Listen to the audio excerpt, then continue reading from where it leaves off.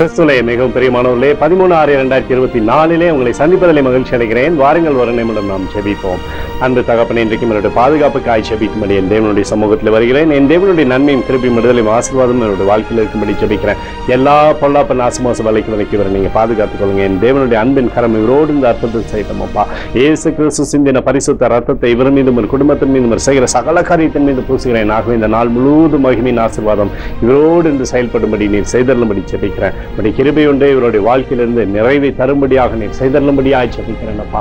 ஆசீர்வாதத்தின் நன்மை கொடுங்க. சங்கீதம் 17:5 என் நடைகளை உமது வழிகளில் ஸ்திரப்படுத்தும் என்று சொல்லி எழுதப்பட்டக்கூடிய வார்த்தையின்படி அப்பா சகலத்திலுமே இவரை ஸ்திரப்படுத்தி சீர்படுத்தி நன்மை கொடுங்க. இவரோட பேரை பெருமைப்படுத்துங்க. இயேசுவின் நாமத்திலே ஒப்புக்கொண்டு ஜெபிக்கிறேன் நல்ல பிதாவே, ஆமென். பிரியமான ஜெப பங்காளரே, ஒரு நிமிடம் நம்ம இந்திய தேசத்திற்காகவும் ஜெபிப்போம். அந்த தகப்பனே, 13/6/2024 தேசத்திற்காக ஜெபிக்கும்படியாக உம்முடைய சமூகத்தில் வருகிறேனப்பா.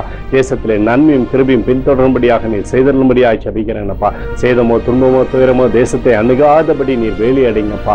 எல்லா ஜனங்களுக்கும் நன்மை உண்டாகும்படியாக கர்த்தாவே உம்முடைய சமாதானம் தேசத்தின் மீது பொழியப்படட்டும். எங்களுக்காக அடித்து நொறுக்கப்பட்டுக்கூடிய இயேசு கிறிஸ்துவும் அவர் சிந்தின வெளியேறப்பட்ட ரத்தத்தை வைத்து ஒப்புக் கொடுத்தோம்.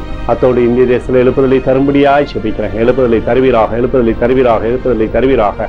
எழுப்புதல் எங்கள் கண்கள் பார்க்கும்படி நீர் ஆசீர்வதிக்கும்படி ஜெபிக்கிறேன். நேற்றும் இன்றும் என்று மாறாதவராகி இயேசுவின் நாமத்திலே ஒப்புக்கொடு ஜெபிக்கிறேன் நல்ல பிதாவே, ஆமென். பிரியமான ஜெப பங்காளரே, ஆண்டவர் நம்மளுடைய ஜெபத்தை கேட்டிருக்கார். இந்த நாள் முழுவதும் கர்த்தராகிய இயேசு கிறிஸ்துவுக்குள் நீங்கள் வளரும்படி உங்களை வாழ்த்தி ஆசீர்வதிக்கிறேன். ஆமென்.